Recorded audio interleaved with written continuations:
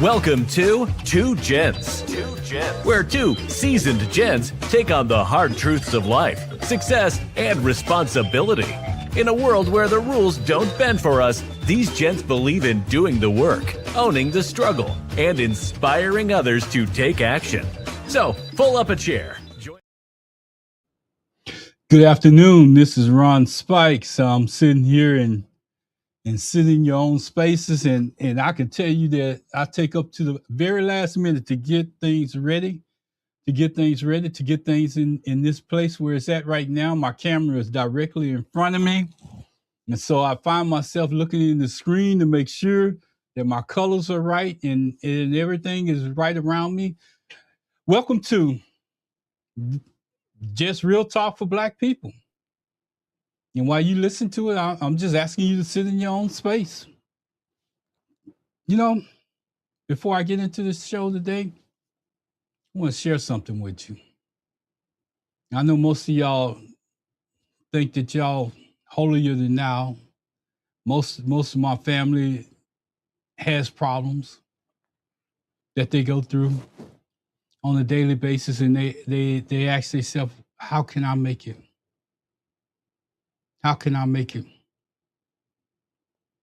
You know, I had the opportunity to talk to one of my friends in text messaging today.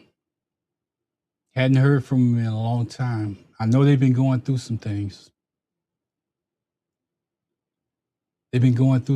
So I just want to tell you, just when you think that your life is at its worst, just when you think that things are not where they should be, just when you think you're being tested more than anybody else, let me share a story with you. That friend that I'm talking about, she went through some things that I don't know if I would have survived. Just think about this for a minute. You know ahead of time that your best friend, one of the people that you admire in life, is passing. You're trying to spend as much time with them as you possibly can, because you know their time is limited.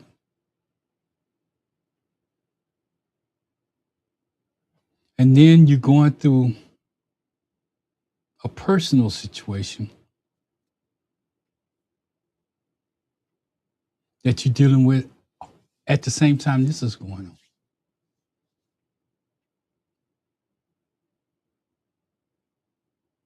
You get news that your friend passed away.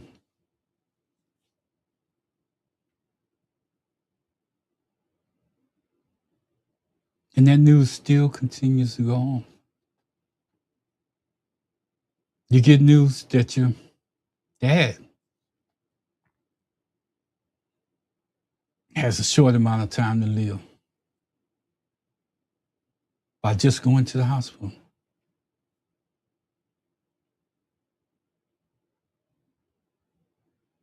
I just want to lay this weight on you so you can understand. And it's the reason why I'm going somewhere here with this. Your dad has just found that he has a short time to live. So your other friend didn't truly pass away yet, but you're going through both of these things at the same time. One passes, which was a friend. Right behind that, not too far along after then, her father passes. Then when you think you got it right, you start realizing that there's some other problems that's going on with your mother.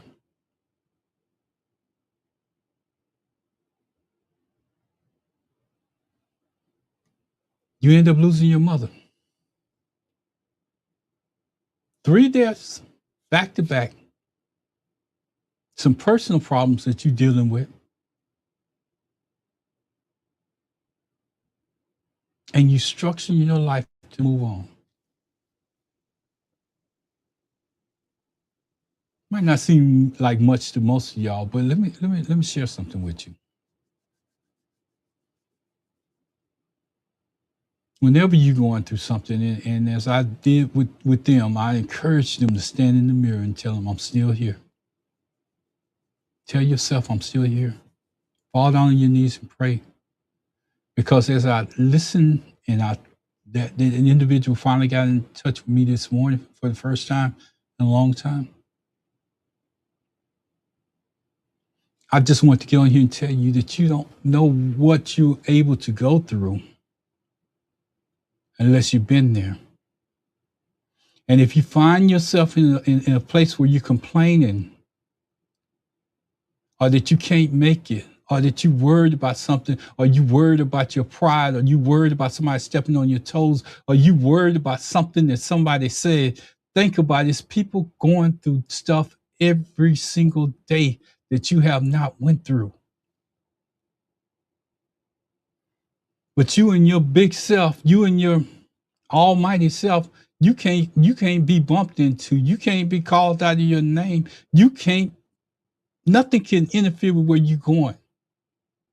A person can't even cut you off on the freeway by accident, and you have to respond. I'm trying to make you walk in somebody else's shoes, because that leads into where I'm going with this show. Because if we don't learn how to pray, get up and accept where we're at, and know that we're going to continue to go on, we're going to become our own detriment. What does that say up above me? Just real talk for Black people. And you say, well, how does this tie in? You know, Black people carry a different burden than everybody else. That's the name of the show.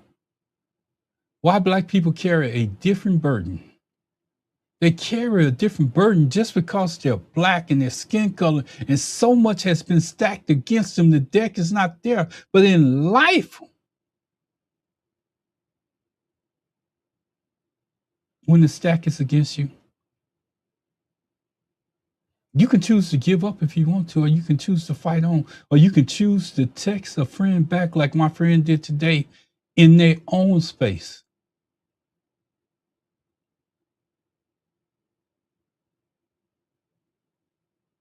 See, I kept texting them regardless. I want them to have encouragement that when they get up, knowing that tomorrow, even if they don't respond to you, don't hold them accountable. Don't say, I always do this, I do that. You're expecting a result back. That means that you didn't do it sincerely. They may be on their deathbed and can't text you back. And the next thing that you get is an obituary about them, about their funeral or something like that. Somebody manages to get in touch with you before their death, and then you feeling guilty.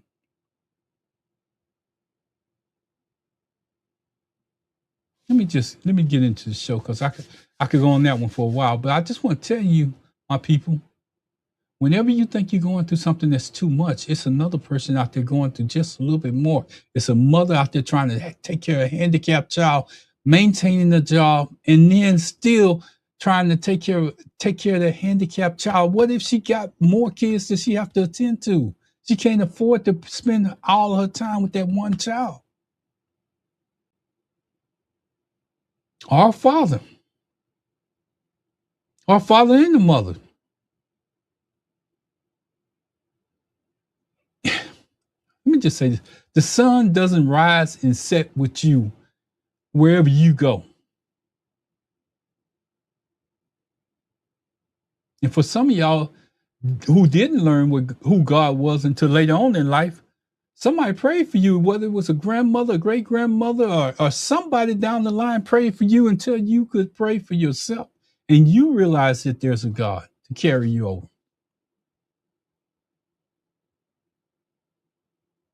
I got to get off this to get in my podcast. And I'm going to carry the same rhythm and cadence into it, because sometimes we need to understand that we wear a banner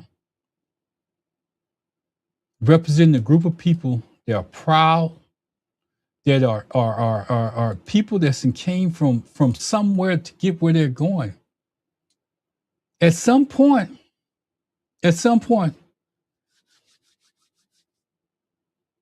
not only do we need to teach our kids, but we need to remind ourselves as adults. We represent a group of people that's trying to utilize the same thing that you're utilizing to get from where they're at. To take a step up. But if you're on that first step and you making all the rest of us look bad, or a situation gets so how can I say it? Gets so big to you that you got to prove to other people just because somebody's sitting around you with eyes on you. No, it's not about that. Sometimes we have to digress and think about where we're at. Because now when you look at what's happening across the country, they're taking away more than they're giving from people that look like us. Our young athletes just got to a point where they starting to get some type of money for the efforts that they put in while they was in college. And they have to put in some effort, even in college, get their work in, still go to practices and create the social media behind them to make money. And as they do this, if we're going to continue to mess it up for them to have the ability to do it, the NAACP is already saying that they want to control their money.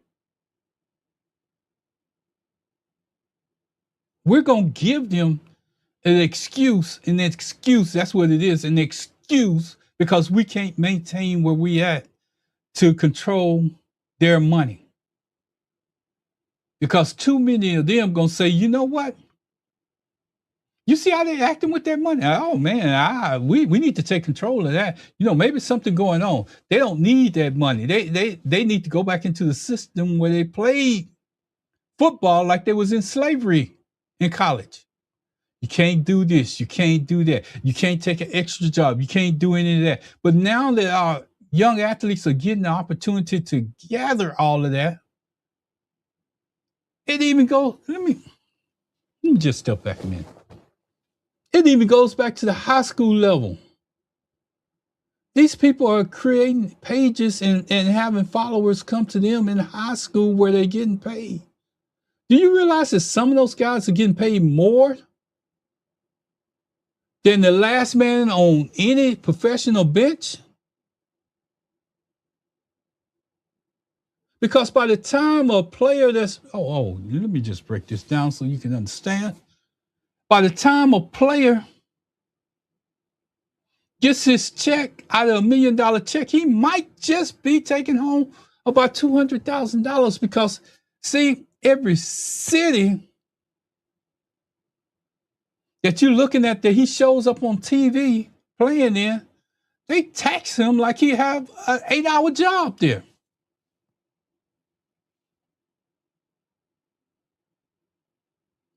From the top to the bottom of the team, they're taxed in each city that they go to. So if you want to work on something to help people, and I'll say people, I almost say black people, but they work on something to help people in sports do better, you need to come up with something to say if they don't have an 8-hour job in that city, that you can't tax them for just passing through. But if they're working 8 hours within that city, they got taxed. That's a whole nother story for a whole nother day. But just think about that tax. New York tax is higher, probably higher than anybody else's taxes. California taxes are higher. We don't have a state tax when they come here. But if those guys show up in that state with that uniform on, that NBA uniform on, they pay a tax there, and then they got to pay a federal tax. And then another state tax if they're in the state with a state tax. So by the time you add all that up, and you, as a parent, as uncle, as auntie, as anybody else out there, got your hand out when you see that guy walk across that stage for that $1 million, you never ask him, And then the other part of the story that goes in between that, what if they went out and borrowed $1 million on the money that they was going to get ahead of time so they could show up with them suits, that jewelry, and them shoes and everything else on stage, and the car that took them there. So by the time they started getting their payments in, then they got them other people out there with their hands out. Not understanding the system. Only thing they seen was the zeros and the commissioner give them a hug, shake their hand or whatever. So I'm telling you this because I'm going to tie this all back, because we have a burden as Black parents to protect the image so our kids can continue getting paid and not giving anybody an excuse to take it away in more ways than one. And I'm going to break it down. Let's get into it. The moment that made me stop to think was a young man by the name of Mikey Williams. And the Karmelo Anthony case that's out there, murder case. Let me just put it in perspective for you. Two young people. One was in high school making more money than anybody else, was doing a whole bunch more with his image, gonna take it to the next level, but he ended up ruining that by getting a gun case. And you say, well, that don't have nothing to do with me. That don't have nothing to do with my child. That don't have nothing to do with what's going on. Yes, it does, because what it does is present an image of a Black person out of control. And if you don't think they take that narrative a little bit further, there's something wrong with you, because anytime that you're making money and you make them look bad, or you make yourself look bad, it's worse when you make yourself look bad if we're only talking to Black people. But it's worse when you make yourself look bad and Black people when it comes to them.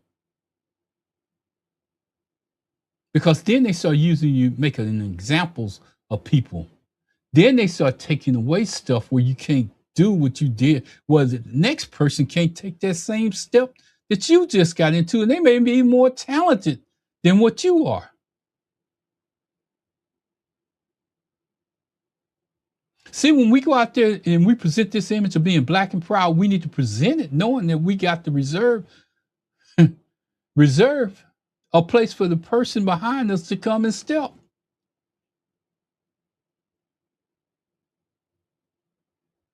Because if you're taking it away, they had already made a judgment. So you already knocked them down one step where they ain't going to even get the same privilege as you. Everybody was talking about this guy named Mikey Williams. He was a high school phenom. The kid with national attention. He had more attention than some of the NBA players' sons that was playing basketball. He had sneaker deals before he even had a diploma.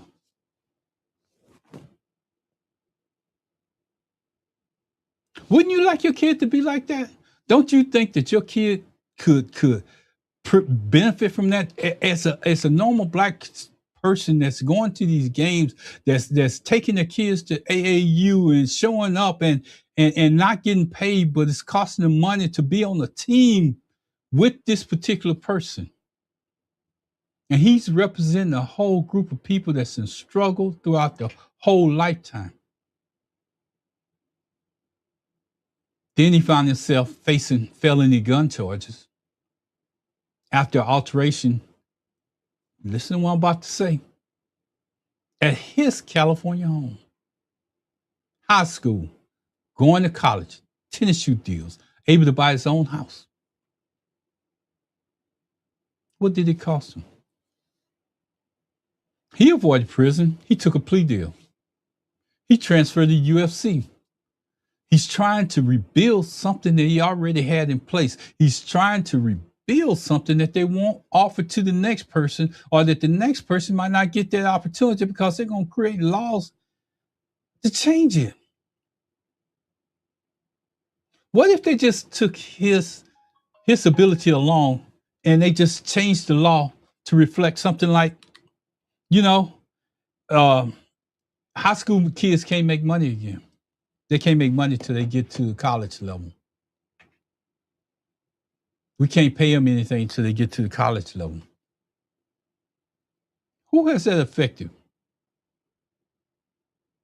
Most of the good athletes, not all, some, it's been some that's been reversed. I can't think of the running back out of San Francisco. That white boy is bad. I ain't taking nothing away from him. But I'm just saying that majority of it affects us because we fill those positions. We just got the ability to fill a quarterback position. All our life we've been fulfilling the line positions. All our life we had exceptional running backs. All our life we had exceptional wide receivers and slots or whatever you want to call them. The tight ends, the most agilic positions on the team. I want to say that because I might have butchered that word, but don't hold that against me. And then here's the other part. Now, I just told you about him. He's starting to rebuild. He's not at that position where he was. But that moment didn't just fall on him. It didn't fall on a sports headline. That was the responsibility that he had, that he carried. And if he had somebody in his life that was influencing him, now don't take this the wrong way. Because what happens when young people get money, all of a sudden they don't want to listen to nobody. They don't want to listen to their parents, but they end up in this position. But then it becomes a reflection of somebody saying, you know what? Where was his parents? How come his parents didn't guide him? How come his parents didn't do that? Well, sometimes when you make money and you're not in the right position, this kind of stuff happens. And it's on that child. It's not on that parent because y'all gave him the ability to make that money. But that parent is doing the best that they can. Here's something that I'm going to tie back to what I'm saying today. Black people have a higher burden of responsibility to other people that they don't even know, that they don't even come into contact with, but trying to get where your child is. Right here in Texas, we watched something even heavier unfold. The Karmelo Anthony case. And not the Karmelo Anthony, the NBA star. I know he got more publicity than any time doing that because people thought that this guy was tied to him. I did. I'm not going to lie. When I first heard it, I gravitated to it. But the Karmelo with a K, a 19-year-old from Cullen County, on June 9, 2026, a jury convicted him of murder and sentenced him to 35 years in prison for a fatal stabbing of a 17-year-old. His name was Austin Metcalf. The bad part about this wasn't on the street corner. This wasn't from a late night party. This wasn't even a gang situation. It happened at a high school track meet at Memorial High School in Frisco, Texas, April the 2nd, 2025. The only things you can attribute it to: a rain delay, 2 rival schools, a tent, and a disagreement that it didn't end with words, but instead ended with a fight. I want you to let that digest in. Somebody's son didn't go home because he attended a track meet. Somebody's son died at a track meet.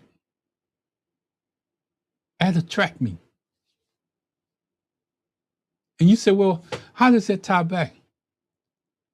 For one thing, don't get it twisted. You think Karmelo Anthony haven't had to answer questions about this? And he probably didn't know anything that was going on. But he had to learn about it because it affected his name, the spelling of his name. What happened affected his name and probably his legacy because of the name. When you say Karmelo Anthony, you're thinking about the basketball player. That shows you about reputation and the higher standard that we have to hold ourselves accountable for. Now, let me tell you how we got here. Witnesses say that Karmelo in a rival team's tent. Now, just think about this. Sports stadium, a tent set up. Maybe their school could afford a tent and the other school, wherever he came from, didn't have a tent. But he went over there to get out of the rain or whatever was going on, the heat or whatever. I don't know the situation, but I'm just saying they asked him to leave. Get from up under their tent. See, I have to tie this back to something that we can all relate to. See, when that police put on his lights and he's behind you, and the only thing that he wants you to pull you over so you can write a ticket, but you continue to drive. I didn't say don't find no lights, but I say continue to drive and drive away and race away and thinking that it ain't no repercussions to that.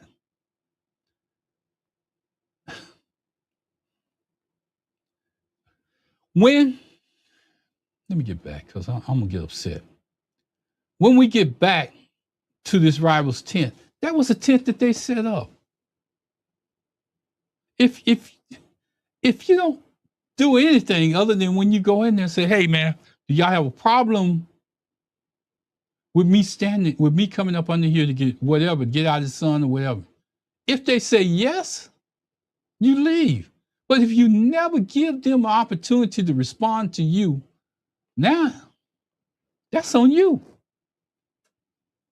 You don't just take nobody's property and use it any kind of way you want to. You may call it shade, but somebody somewhere bought whatever shade or whatever tent, whatever he was trying to come up under, they bought it. So he refused to leave. And then the bigger problem, things escalated. So when they arguing with you, instead of you walking away, thinking about your whole life ahead of you, and you might say he was only, how many years old? Let me look at this. I want to make sure I get 17 years old. How can you expect the same decision that made him put that knife in his bag is the same decision that could have made him walk away?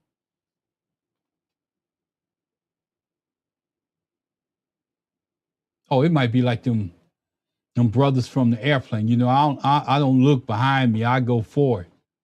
It might be one of those situations because they don't have a history to show them what happens when they pull out a knife or a gun at a school, at a track meet. You mean to tell me that all of that doesn't register because you don't look back? You just go forward? Is that where we at? Is that where we at? I'm just asking the question, trying to see how much time I got left. He pulled out the knife and stabbed Austin Metcalf in the chest, piercing in his heart. 17 years old, gone. Two people. One we'll never see again. The other one, we may not see again either.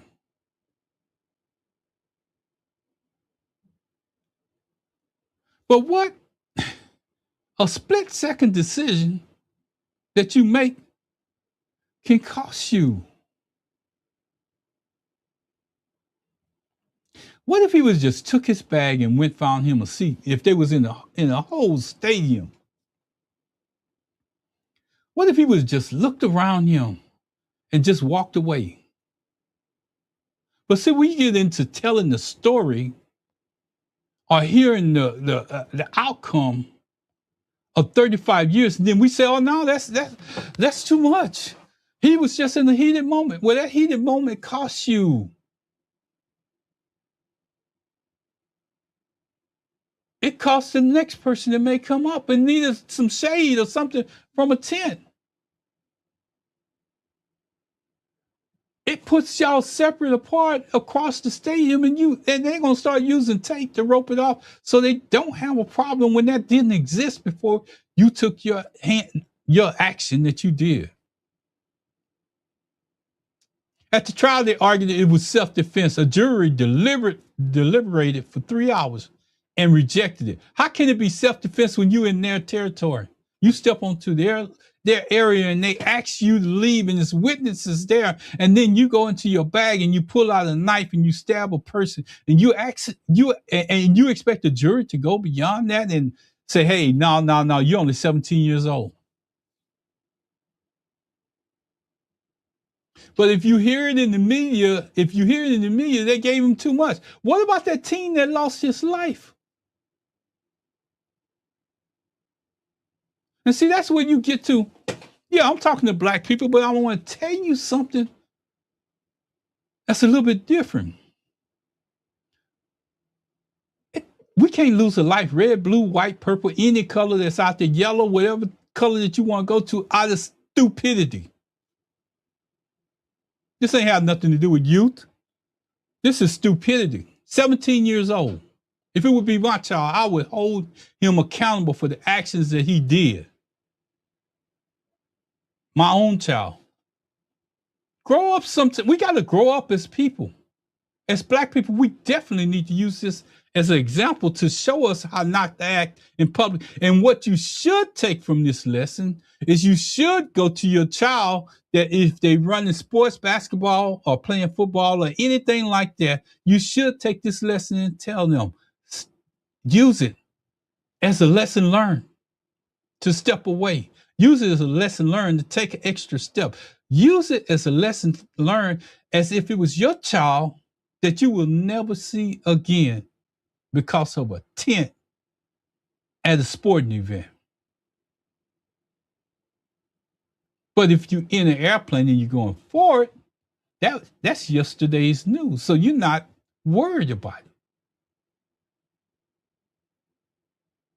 That's what I'm saying, because when those young men told me that they're in the airplane going forward, what if it was their child? And they could have just explained to him, look, son, when you're out there at these track meets, I'm not there, I'm at work. Daughter, when you're out there at them track meets or them cheerleader practices or them cheerleader competitions or whatever you at, volleyball lessons, I want to tell you something. Let this be an example. Just walk away. I love you too much to have to either see you in jail or buried. That's the lesson that we have to start teaching our kids. We have a bigger burden than what we're letting on to. And this is not this should serve as a life lesson. This part right here. But the other part should serve as a lesson to have people follow behind you and grow. But underneath all that noise, the truth that we can't ignore. 2 young men, 2 different situations, 2 different states, 2 different outcomes, one common thread. A moment of anger, a moment of impulse, a moment of ego can change your entire life. Our kids need to understand that. Our kids need to understand that. That needs to serve as an example for any parent that has a kid in sports to tell them, I love you enough to have you come home. You should love them enough to tell them that if you got to play a sport that builds up your ego that much, son, I need you to stay at home. Daughter, I need you to stay at home. Because I love you enough that I want you around me. Your ego shouldn't be that big. Your anger shouldn't be that easy. Your impulse should be to, hey, let me think about my daddy and my mom. I want to go home and see my brother and my little sister. I want to go home and see them. I don't want to spend the night in jail. I don't want to spend one night away from them. Son, you need to understand that that's the way life is. You know, I like to relate things back to other situations. And this is one of the situations. I talked with my son the other night. I'm not bragging. I'm not boasting. I'm proud of my son for where he's at. And it has nothing to do with this conversation of sports. My son's in China. He went to China on a business meeting. Here's what I told him. I say, son, I say, remember, you're in a different country. Remember that them tanks and airplanes ain't coming to get you if you get in trouble over there. I say, whatever you see, you know that somebody's following you. You know that you're standing out. You know that you're in a different environment. You know that you're in an environment where communism is in place. And the biggest thing about communism is other people report on other people. This was before video cameras and all the rest of the stuff that we exposed to. They will tell on you because it makes them look good. That's an environment that they grew up in. And I'm just telling you, and I told him, and he said, Daddy, he said, you know what? He said, this is the safest country I ever been in. He said, I feel safe out here. I can get out and go to places at night. He said, I feel safe. I said, just don't get comfortable, son. Just don't get comfortable. I'm going to move on from this. Because when you look at people, when you look at Mikey Williams, a young man with the world in front of him, facing felony gun charges or gone through that, then you look at Karmelo Anthony, a 19-year-old now sentenced to 35 years in prison, and they calling it too much for a stabbing of a 17-year-old at a track meet. And it still points back to that one story. Impulse, emotion, and ego. Not looking at the consequences. Nobody pointing out the consequences of your action. And here's the part that we don't want to talk about. This is the part that's going to get a lot of you mad.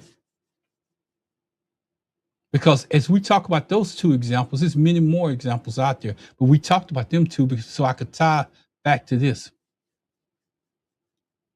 Where do you think those kids learned that behavior? By themselves? I'm just going to let that sit for a minute because that part needs to marinate. I'm going to say that again. Where do you think them kids learned that behavior? By themselves?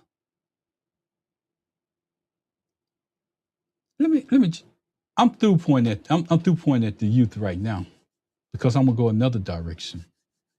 And it's going back to the title, which is why Black parents carry a different burden. Because while we point at our youth, can't give them all the blame. Look at the adults that's attending those games. Look at the adults that's getting in fights. Look at the adults that can't sit in their seat to allow a coach or police on the floor to handle a situation with their child in it. You can always go back and clean it up, but if both of y'all end up locked up, who is that going to serve? I got to go. No, you don't. No, you don't, because you entrusted that coach to protect your child. That coach is going to be the first one to run out on that floor.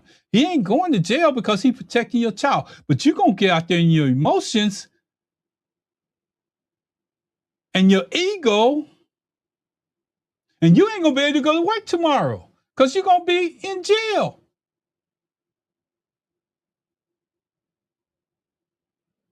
See, I told you I was going to step on some toes today.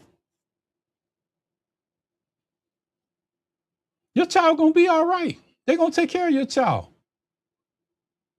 If anything, even on the football field or in a basketball field or on the volleyball court or anywhere, they ain't got no weapons with them there on the court. But by the time you get your ego and emotions and locked into it, those people that's coming to protect, well, you're protecting your child, they're coming to protect their child too. But y'all coming from a perspective of, I got this with me. I'm just going to continue to go on. In Mesa, I'm going to give you examples. In Mesa, Arizona, 70 officers breaking up a youth football brawl. Keep on going, Ron. Don't stop there. Staten Island, 2 mothers throwing punches at a 6th grade basketball game. What did that have to do with the game? Ron, just keep on going, because they don't believe it.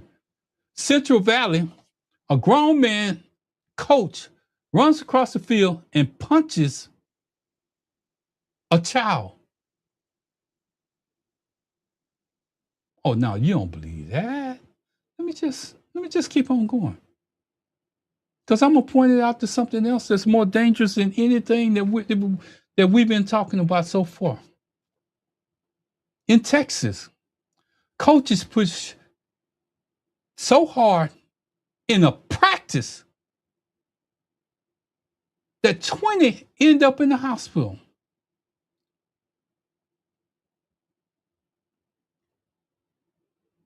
See, I'm going to let that marinate because I need to explain this to you so you can understand.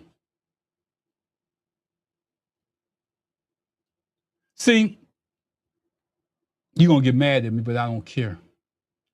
See, when your child is about 4'5" and he weighs about 300 pounds, he has some type of medical condition. And you taking him out to learn how to play football, thinking that you're going to lose his weight. And this coach ain't never had an ounce of training, don't know CPR, don't know anything, thinking that he's a person of control because maybe his son is on the team. Just one of them. But what if he just volunteered to do this job? Out of the goodness of his heart. You bring your 200-pound son that's 4'5" out there, ain't never worked out a day in his life, and he sits there and play game pedals and all the rest of that. What if he has complications like asthma? What if he has something that's going on in his body that's just starting to materialize, but that this incompetent coach that's out there that you take him to never had any of the training to save his life, but you got him out there in the heat, in the rain, running up and down like he's a normal child. He's not normal.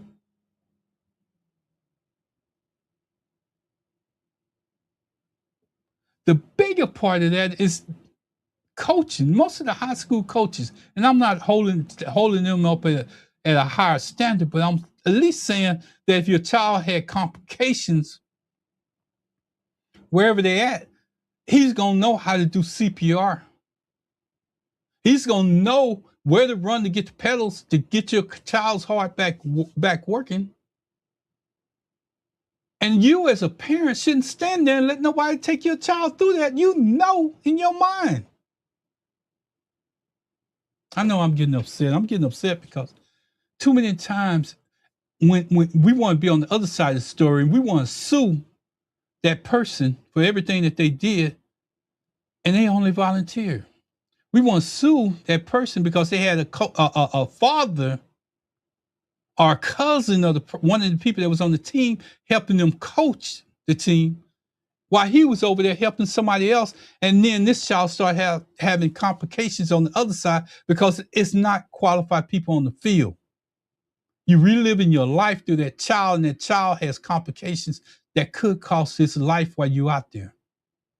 And too many times I see us, I say us as Black people, jump in that role without no experience, jump in that role because we want to relive our football experience, jump in that role because we see it as a way to volunteer back. But that volunteer back could cost you your livelihood or even somebody's life. And even if you had the experience, you should be grown enough to tell whoever's coming out there, if I didn't bring you out here, don't come out here and help me. Because I'm responsible for these kids.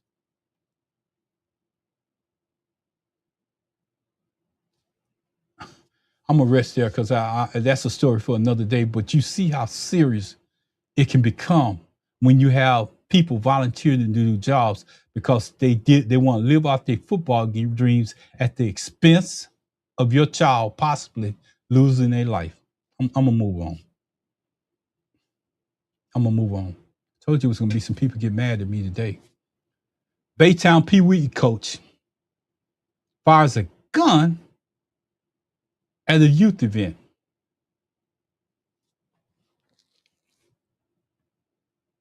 What's the name of this title? I got to look again. Black parents, we carry a different burden. Even as coaches that you volunteer for, you carry a burden, but then most of them ego so big that they don't realize the consequences that could follow them the rest of their life. I'm going to keep on. And we wonder how come our kids don't know how to handle conflict. We wonder how come they escalate instead of de-escalating. We wonder how come they reach for weapons, fists, or rage.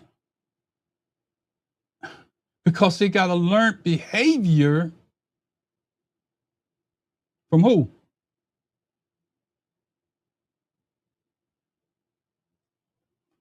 Some things you got to talk about, and you just got to be truthful with them. And this is one of those moments. I told you, this is called sit in your space. I'm just giving you something to think about while you sit in your space. So when you go out there to the next football program or something like that, maybe instead of sitting in your car in the air conditioning, looking across the field, you're going to go up to the coach and say, Coach, you know what? My son has a condition. I brought him out here to get in shape. I appreciate what you're doing, but could you just realize that his condition is different than everybody else on this field?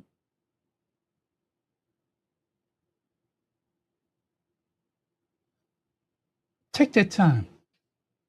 Because when that child gets up and leave that field, you want him to come home. And it's been instances where a child left that field in the condition that he was in and got home and later had complications that started on that field, start to arrive. All right. I'm going to do that show. I got to do it because it's something about that that's just getting up under my skin. Whew. But the simple truth is, kids get intimidated by what they see. Kids absorb what's around them. Kids become the environments we create. So when a teenager pulls a gun, or a teenager pulls a knife, or a teenager throws away his future in a moment of anger, we have to stop pretending. This came out of nowhere. Because the same lack of control that we see in youth sports, parents, that same aggression, that same ego, that same inability to walk away, it's that same spirit that shows up in these tragedies. It isn't just a youth problem no more. It's a parent problem, a community problem, a culture problem. And I'm not talking about anybody else's culture but ours, because what are we here to do? Just real talk for Black people. I'm not trying to save the world. I'm trying to save a culture of people that seem like the coach is doing the right thing. He's volunteering, but if it's going to cost him the rest of his life, he needs to be prepared for that decision. He needs to have that conversation with whoever he considers in his life, because if they are sharing the life that provides him the opportunity, or her the opportunity, to go out there and coach outside of where they're at, they need to explain to them the consequences of their action for being there. Hey, I'm getting out here, but I'm telling you, I can't push these kids like I push normal kids, because I want to come home. I don't want to change my lifestyle. I don't want to pay for the rest of my life, because even though that child, let me just bring it to reality. Even though that child died and his mother is missing him or whatever, when that lawyer comes, I'm going to say it like I want to say it. That lawyer don't give a damn about what y'all put together. A damn about what 401k that you saved for. They don't give a damn about none of that, because they feel that it's owed to the child's mother or father that lost their life behind the supervision that you was offering on that field.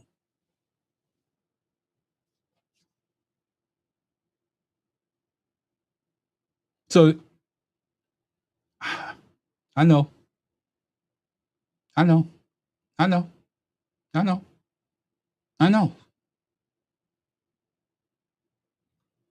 So let me talk to my people for a minute, because there's a responsibility we have, a responsibility that's heavier than what we see right in front of us. It's a responsibility that nobody else has. And I'm not saying that to divide. I'm saying that because it's true. As Black parents, we don't get the same margin of error as somebody else. When that police runs into that crowd and you acting all crazy and somebody else is acting crazy, they coming after you first. Instinct. You're the troublemaker. You're not the concerned parent no more. So when they come after you first and you see them not going after them, then you respond saying, "Why are you after me? She started it." They don't care.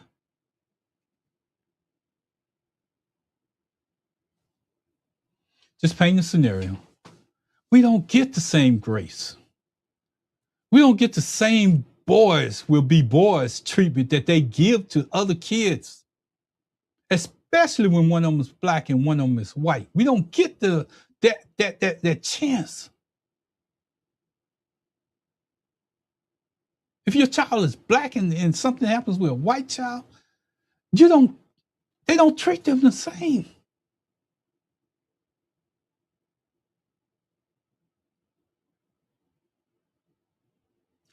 Some of the stuff I just got to let you understand it. Let me tell you one thing. Let me help you so you can understand where I'm going with this. Let me tell you the reason why it hits me so hard. Because as I don't even know if I want to share this, but I'm going to share it anyway.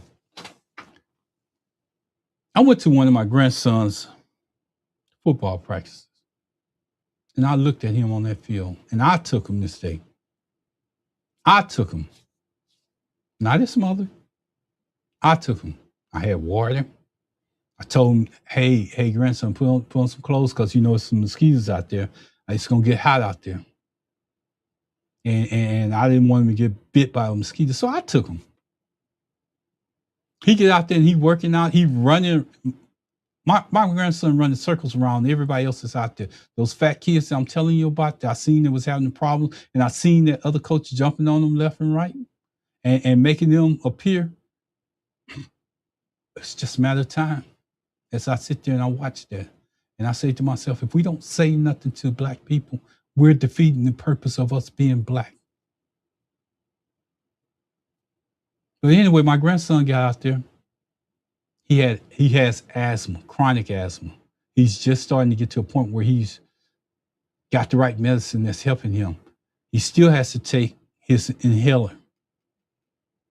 But I let him go out there and being a grandfather, I didn't bring his extra inhaler. The first time he came to me, he said, Granddad, he got some water. I said, Jizzle, drink some more water. He said, Granddad, I'm good. He went back out on that field. And he came back off on that second practice. He said, Granddad, I want some water. I saw it in his face. He was exhausted. He still went back out on that field, but the next time he came out, he wasn't running. He was walking to me and he looked at me, and I knew based on my experience of dealing with him and my oldest son with asthma, I knew where he was. See, but that coach didn't know that he had asthma. So he had to come off the field. I had to get him in my truck, constantly talk to him on the way home till he got to his medicine because Granddad didn't know.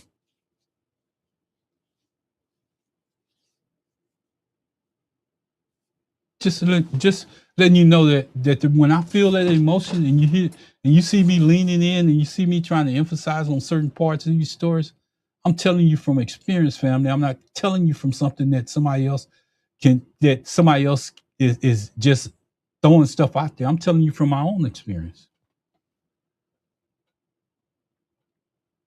The sports world, let me get back. The sports world loves our kids. NBA loves our kids. NFL loves our kids. College recruiters love our kids. But let me tell you something. After all of that, that child still has to leave that field that is stacked against them. Even though they play in NFL football or basketball or they play in college sports, not everybody with the controllers on that field. Let that sink in for a minute. The owners, majority of them are what color? The only thing they see is a piece of meat in an NFL or NBA. Either you do it or you don't. We ain't gonna pay you for it. And if you do something wrong, you're not the same, you know. I told you about boys being boys. You're not gonna get the same treatment as somebody else. Or let me break it down to you a little bit further. A person way down the line that's not a quarterback or a starter ain't gonna be treated the same. Let that sink in. And that's not paranormal. Paranormal. I want to say it. Paranormal. The word is paranormal, not paranormal. What is it? When you're scared and you just know something's gonna happen and you just paranoid. That's the word. I don't want you to be that way, but I want you to know it in the back of your mind that you have to live by different rules. You have to engage by different rules. You have to pull back sometime in order for you to go forward. And that's the reality. Because the moment something goes wrong, the moment emotions get high, the moment a situation escalates, and you heard me say this earlier, I'm going to say it again. The police are not coming to understand. They're coming to maintain peace. But I'm real good at doing this. I love this, what I do. And I got a friend by the name of Barron. He does our Tuesday show with me with Pastor Riggins. And you know what he says? And I'm going to tie this all up in a pretty knot for you so you can kind of understand. Because after you get off that field and the police take you to wherever they're going, they take your kids to wherever they're going, and they take this young black man that stabbed another man under a tent to wherever they're going. The real truth of the matter is the judge, the jury pool, you may enter next. Don't look like you. You know why? We said it. You're more concerned about getting out of jury duty. You're talking to people like Barron to go down and explain why you shouldn't do jury duty. You're not part of the pool. You're participating. It's like registering to vote and not voting. So when you get in that system after you did all that you can do, remember that the people that's making a decision on your life don't look like you. That's not an opinion. That's not theory. That's a system that's already there. Black people. Black people. Black people. So as Black parents, we have to do a better job, not because we're worse than anybody else, but because consequences hit us harder than anybody else. We have to teach our kids how to walk away, how to de-escalate, how to breathe before reacting, how to protect their future and not their pride. How to understand that every choice that they make has a choice. Because the moment of anger, I'm going to say these words till I get out of here, and I'll do this next podcast. The moments of anger and a moment of impulse and a moment of ego can change an entire life, change an entire family situation based on anger, impulse, and ego. And most of all, we do carry that burden to establish a place where somebody can come behind us and use the same tools that was put in place to get our kids there, to get other kids there.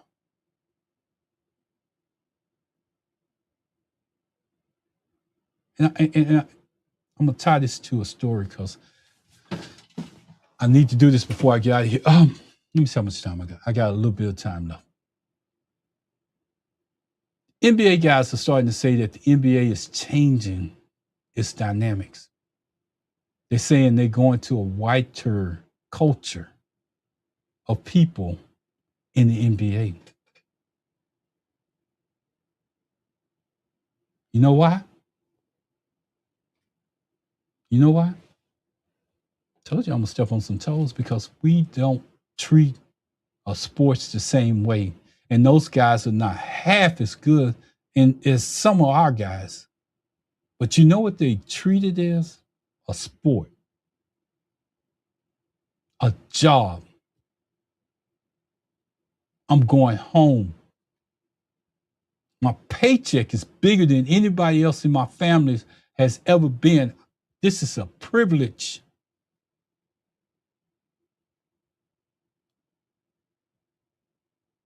But yet, what's the three words? Anger, impulse, and ego takes away all of that.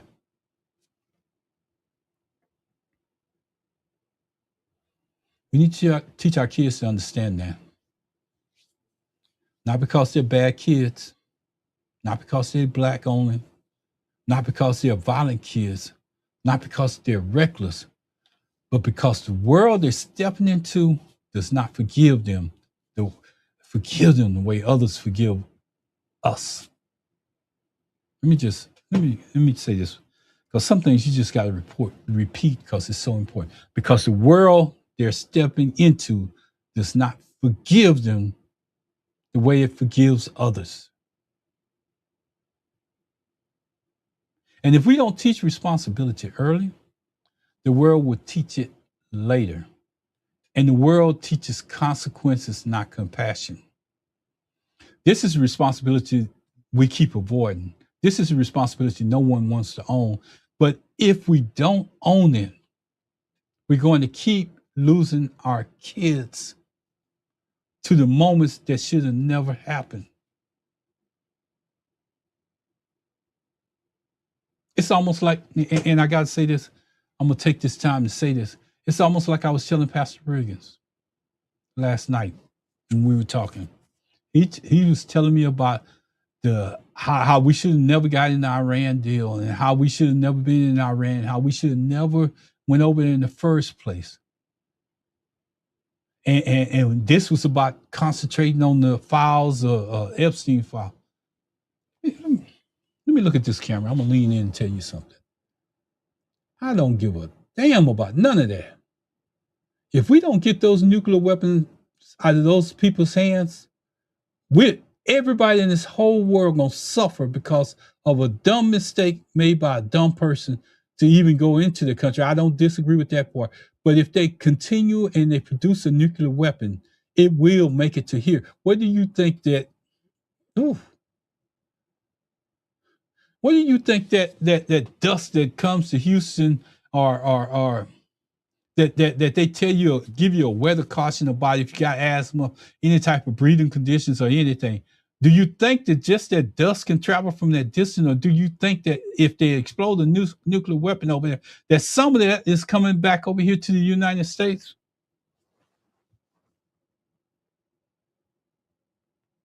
So excuse me if I don't give a damn about Epstein files. Excuse me if I don't give a damn about what's going on over there. I don't care about how much money they give. I don't. Because the consequences of those people's actions, and nobody over there is in control right now. And you say, well, how does this tie in? It ties in because what did we just get through talking about? The consequences of your actions. Anyway, I want to get here. I'm gonna get out of here with this. Let me just get out of here with this, and those other things is going to be a story for another day. I'm going to talk to black people. Every one of these stories, from Mikey Williams to Karmelo Anthony, from Mesa to Staten Island, from Central Valley to Baytown, Texas, they all point to the same truth. Kids are watching us. Kids are learning from us. Kids are becoming us. And if we don't change the way we show up, if we don't change the model of responsibility, if we don't teach accountability, then we're not preparing them for life. And that's what, let me just say this. That's what that jury and that judge is going to prepare them for, is life that don't look like us, because we don't volunteer for jury duties. We don't vote in. I'm done, but that's the consequences for settling. This is a responsibility no one wants to own, but it's a responsibility we can't run from anymore, because it's the future, which is our kids, are watching. And the future, which is our kids, is learning from us. And because the future is becoming exactly what we show them,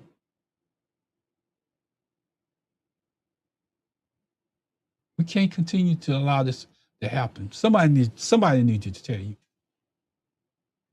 Let me just add a few more things, because this was something I do a lot of searching and researching of my stuff that I do on the podcast, because I don't want to put out information that I can't back up with fact, or that you go back later and say, hey, you know, let me just read this real quick and I'm gonna get out of here. But the consequences don't begin in the courtroom. They begin at home. They begin on the sidelines. It begins in the stands. They begin in the examples adults set every day.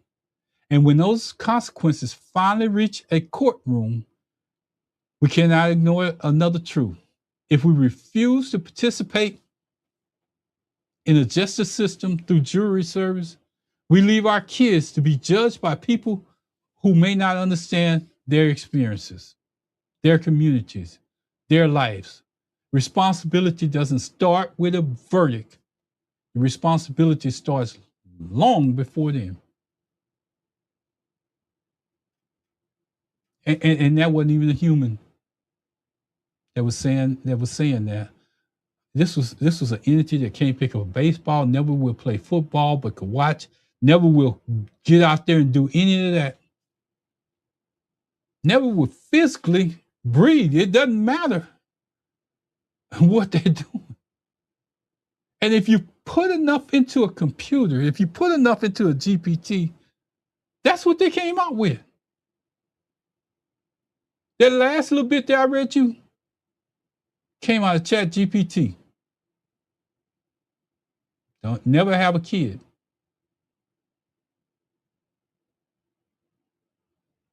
Think about it. That's the reason why I do these shows, because I can sit in my space, and help you in your space. And I just call it sit in your space. So if you're listening to me, if you're paying attention to what I'm saying right now, sitting in your space. If you got a cousin, a nephew, a child of your own, a young man, a young girl out there trying to be somebody, and you see the struggle that they're making, tell them about the consequences of their actions. Please share it with them. It's just that important, especially if they're Black. Just want to tell you, especially if they're Black. Help them help themselves. And let them know that it ain't all about that. And if their ego and their emotion is not controllable, you might have to make a hard decision too. Because their decision that they make in that impulse moment is going to cost you too.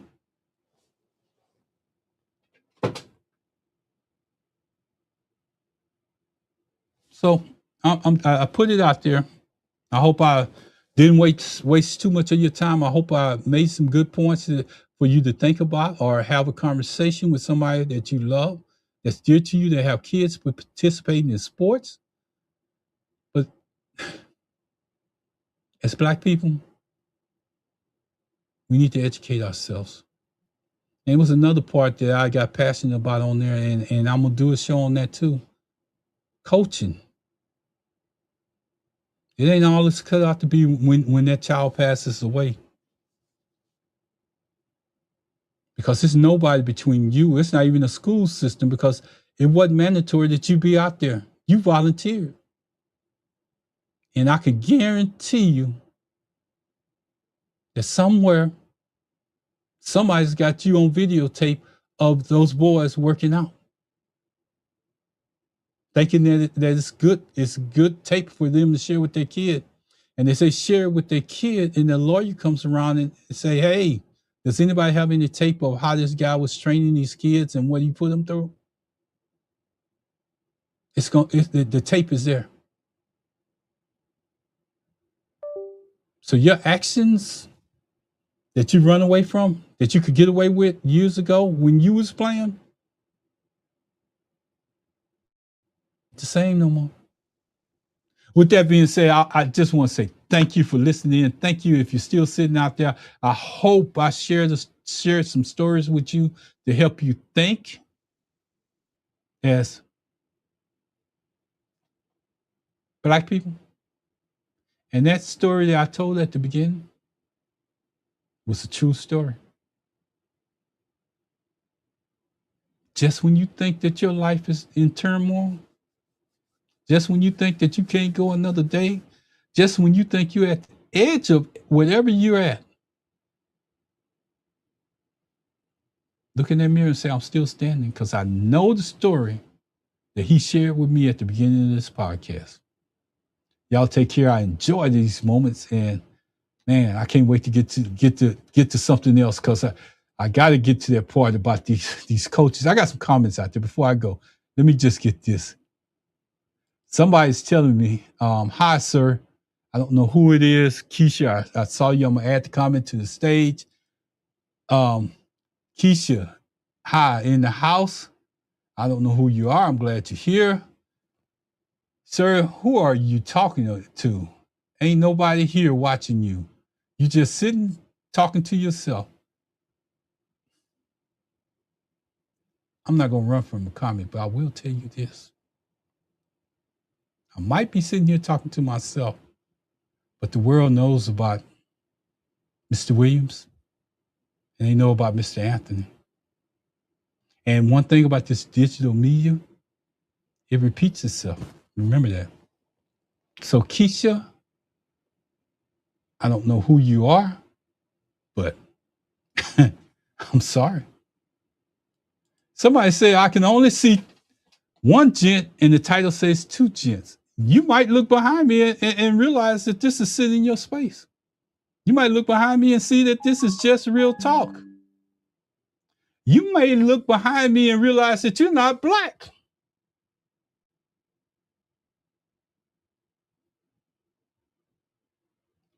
I'm just saying, you may realize that I've been here for a while. I know when I'm being trolled. I know when somebody's trying to take away from the message that's being given to a people that has suffered. So I'm going to let you get your questions in. I'm not going to run away from them. I never have. I don't have to run away from them now. Can I guess your age? Can you spell? I would say 54. Am I close? No, you're not close. But let me share something with you. Doesn't matter my age. When you show up in those courtrooms, it ain't gonna matter my age. It's gonna matter to you. And maybe the conversation is not for you. So I might want to encourage you. Let me get out of the way so you can understand. This conversation is real talk for Black people. You may not understand what we go through, and it doesn't have anything to do with age. If we observe more than we get out there and do, we could save a people. Maybe your people are already saved. I don't know. But I ain't going to get on another show that's trying to help Black people get ahead and criticize what they're doing.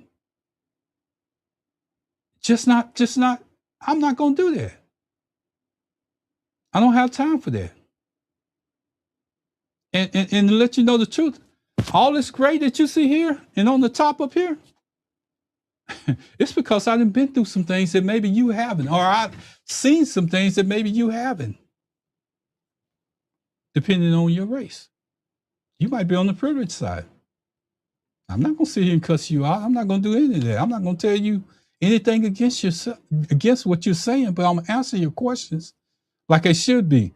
And if you look on my left hand, I guess it's your right because you're looking at the tape. Freedom is yours. Dr. Martin Luther King, we demand voting rights. And yeah, this is on Two Gents Podcast. It's on Two Gents Podcast. It's on Just Real People Talking. It's on Ronald Spikes. It's on Blog Talk USA. We had Blog Talk for almost 10 years before we even got to this. Anyway, thank you for paying attention. At least I know one person is listening out there. And I hope I answer your questions. But Black people, sit in your space. Sit in your space and observe what could happen and the consequences. Y'all take care. I really enjoyed it. I'm out of here this time. Thank you, Key Share, for listening in. I appreciate you. Bye-bye.